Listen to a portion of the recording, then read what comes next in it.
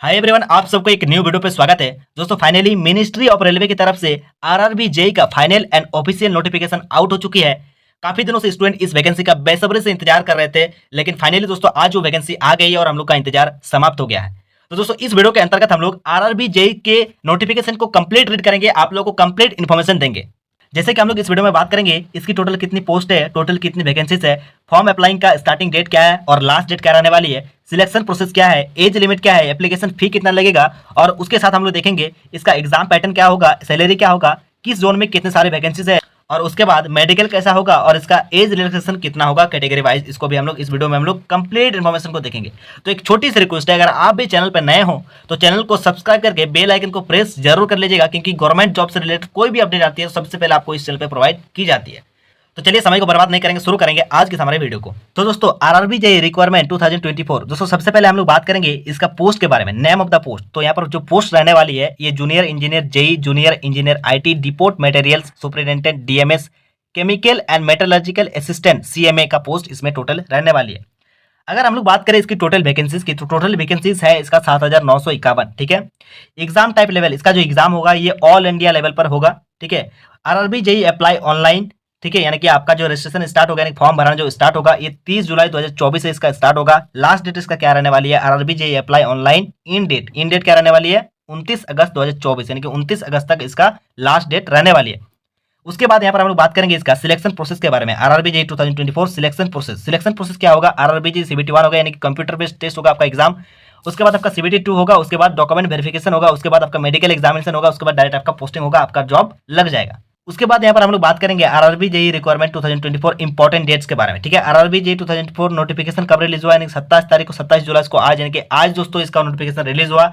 RRB JE 2024 online registration starting date 30 जुलाई से start होगा। RRB JE 2024 last date of online registration, last date का क्या रहने वाली है, 29 अगस्त रहने वाली है। ठीक है।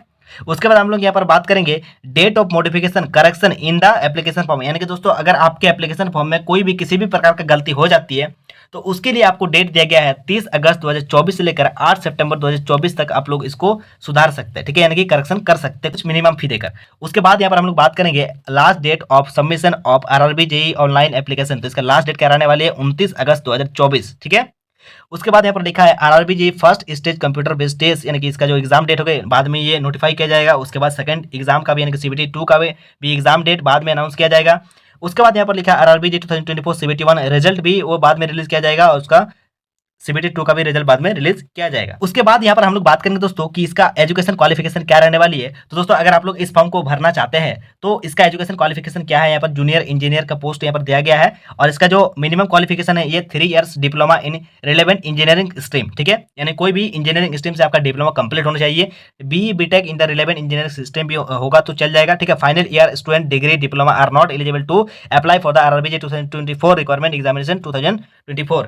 ठीक है, यानी कि दोस्तों कोई भी स्टूडेंट अगर वो डिप्लोमा के लास्ट सेमेस्टर में है, ठीक है, यानी कि लास्ट स्टेज पर है और उनको अगर फाइनल जो है अपना सर्टिफिकेट नहीं मिला है तो वो सारे स्टूडेंट एलिजिबल नहीं होंगे। ठीक है, फॉर्म को अप्लाई के लिए, यानी कि जो लास्ट स्टेज पर है, ठीक है, जो लास्ट स्टेज पर है फाइनल ईयर में जो भी स्टूडेंट है तो वो स्टूडेंट अप्लाई नहीं कर सकेंगे इस फॉर्म। तो उसके बाद यहाँ पर हम लोग बात करेंगे इसका एज लिमिट के बारे में। तो इसका जो मिनिमम एज लिमिट है ये 18 ईयर्स है और इसका मैक्सिमम एज लिमिट है 36 ईयर्स। ठीक है। अब ये जो आपका डेट ऑफ बर्थ काउंट होगा 1/1/2024 से ये काउंट होगा। ठीक है। तो दोस्तों उसके बाद हम लोग यहाँ पर देखेंगे RRB JE vacancy 2024 post wise total कितनी वैकेंसीज है उसको हम लोग देखेंगे।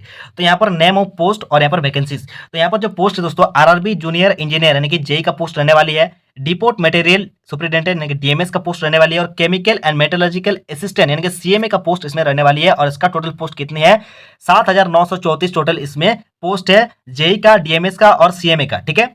उसके बाद यहाँ पर हम लोग देखेंगे, उसके बाद यहाँ पर लिखा है कि मेटलर्जिकल सुपरवाइजर रिसर्चर और केमिकल सुपरवाइजर का टोटल कितने पोस्ट है, 17 पोस्ट है। अब ये जो 17 वैकेंसी है ना दोस्तों, तो गोरखपुर जोन के अंदर ही ये 17 वैकेंसीज आप लोग इसको अप्लाई कर सकते हैं। ठीक है। तो अगर हम लोग टोटल वैकेंसी की बात करें, टोटल वैकेंसी कितनी है, 7,951 वैकेंसी है, 7,951 इसका टोटल वैकेंसीज निकल के आई है आरआरबी जेई का। ठीक है। चलिए तो दोस्तों इतनी सारी चीजों को देख लेने के बाद यहाँ पर हम लोग देखेंगे आरआरबी जेई 2024 एप्लीकेशन फी, इसका एप्लीकेशन फी क्या रहने वाली है। तो यहाँ पर कैटेगरी वाइज दिया हुआ दोस्तों, यहाँ पर अनरिजर्व कैटेगरी के लिए यानी कि जनरल वालों के लिए, BC1 BC2 के लिए यानी कि ओबीसी के लिए यहाँ पर आपका 500 रुपीज लगने वाली है।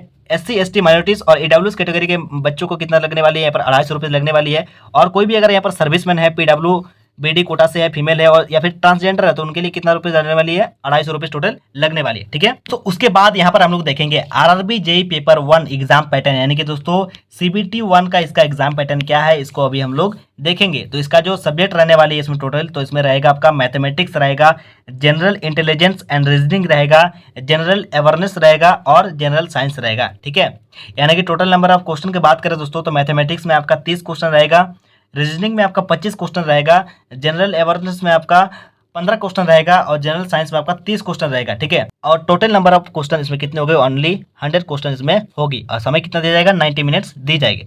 पर दोस्त उसके बाद यहाँ पर हम लोग बात करेंगे RRB JEE paper 2 exam pattern, यानी कि दोस्तों सीबीटी 2 का यहाँ पर एग्जाम पैटर्न हम लोग देखेंगे।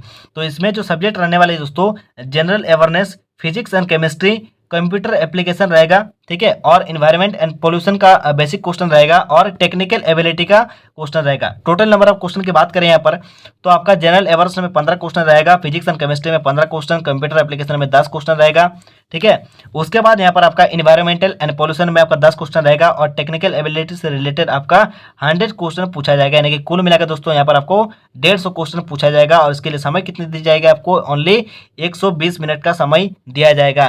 कितना समय दिया जाएगा, यानी कि आपको ओनली 120 मिनट का समय दिया जाएगा। ठीक है, तो दोस्तों उसके बाद यहाँ पर हम लोग बात करेंगे आरआरबी जेई का सैलरी स्ट्रक्चर। ठीक है, तो यहाँ पर बेसिक जो पे होगा, बेसिक सैलरी जो होगा वो 35,400 होगा, डीए कितना होगा 10,974। ठीक है, और टोटल अगर हम लोग बात करें तो कितने होगा 46,374। ठीक है, तो यहाँ पर हम लोग बात करेंगे आपका मेडिकल स्टैंडर्ड के बारे में। तो यहाँ पर आपका मेडिकल स्टैंडर्ड A3 रहने वाली है, B1 रहने वाली है। ठीक है, उसके बाद यहाँ पर आपका B2 रहने वाली है और सीट 1 रहने वाली है। ठीक है, यानी कि आपका ये आपका मेडिकल लेवल का ये स्टैंडर्ड है। ठीक है, उसके बाद दोस्तों यहाँ पर हम लोग बात करेंगे एज लिमिट, तो आपको बता दिए। उसके बाद यहाँ पर अगर आप जनरल या फिर ईडब्ल्यू से अगर आपका डेट ऑफ बर्थ अगर 2/1/1989 से अगर आपसे कम का डेट ऑफ बर्थ यानी कि जो पहले का है तो आपको यहाँ पर एलिजिबल नहीं माना जाएगा। ठीक है, ओबीसी के लिए यहाँ पर 1986 है और SC/ST के लिए 1984। ठीक है, और यहाँ पर 1/1/2007 से जिनका भी डेट ऑफ बर्थ है यहाँ पर आप लोग अप्लाई कर सकते हैं। ठीक है, उसके बाद यहाँ पर दोस्तों एज रिलैक्सेशन की अगर बात करें तो SC/ST के लिए 5 साल दिया हुआ है, ओबीसी के लिए यहाँ पर 3 साल दिया है, जनरल वालों के लिए 3 साल दिया हुआ है। ठीक है, चलिए, और उसके बाद दोस्तों यहाँ पर हम लोग बात करेंगे वैकेंसी टेबल के बारे में। तो दोस्तों इस पीडीएफ को लेने के लिए आप लोग टेलीग्राम चैनल पे ज्वाइन हो जाएगा, डिस्क्रिप्शन में लिंक है, यहाँ से इस पीडीएफ को आप लोग डाउनलोड कर लीजिएगा। यहाँ पर आप लोग इसको टोटल पढ़ लीजिएगा क्योंकि यहाँ पर इतना पॉसिबल नहीं है सब कुछ बताना। ठीक है, उसके बाद दोस्तों यहाँ पर हम लोग बात करें तो कौन कौन से जोन से वैकेंसीज यहाँ पर निकल के आई है। तो यहाँ पर दोस्तों बेंगलुरु जोन से यहाँ पर वैकेंसीज निकल के आई है। ठीक है, बेंगलुरु जोन से। ठीक है, अब कितना पोस्ट यहाँ पर देख लीजिएगा।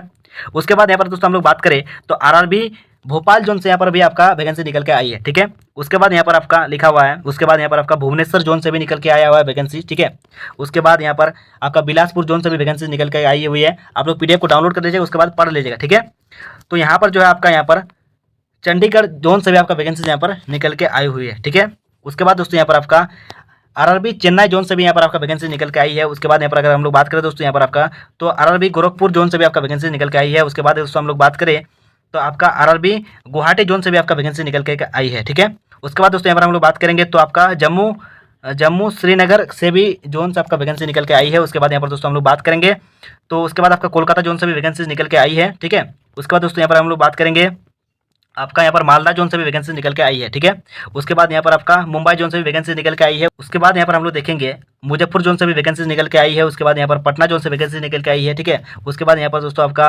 प्रयागराज जोन से भी वैकेंसी निकल के आई है। उसके बाद दोस्तों यहाँ पर आपका आरआरबी यानी कि रांची जोन से भी आपका वैकेंसी निकल के आई हुई है। ठीक है, उसके बाद दोस्तों यहाँ पर हम लोग बात करेंगे तो आपका सिकंदराबाद जोन से भी यहाँ पर वैकेंसी निकल के आई है। उसके बाद यहाँ पर दोस्तों हम लोग बात करेंगे तो आपका सिलीगुड़ी जोन से भी वैकेंसी निकल के आई है। उसके बाद दोस्तों यहाँ पर आपका नातापुरम जोन से भी यहाँ पर वैकेंसी निकल के आई हुई है। यानी कि दोस्तों कुल मिला के दोस्तों यहाँ पर टोटल आपका जो वैकेंसी है 7,951 टोटल यहाँ पर वैकेंसी आया हुआ है। ठीक है, तो यहाँ पर इस पीडीएफ को आप लोग डाउनलोड कर लीजिएगा। ठीक है दोस्तों, ये था आरआरबी जेई का ये कंप्लीट इन्फॉर्मेशन। दोस्तों इस पीडीएफ को डाउनलोड करने के लिए आप लोग टेलीग्राम चैनल पर ज्वाइन हो जाइए, चैनल पर नए चैनल को सब्सक्राइब कर लीजिए, अपने दोस्तों को इस वीडियो को शेयर कर दीजिए। चलिए मिलते हैं नेक्स्ट वीडियो में। जय हिंद, जय भारत, भारत माता की जय।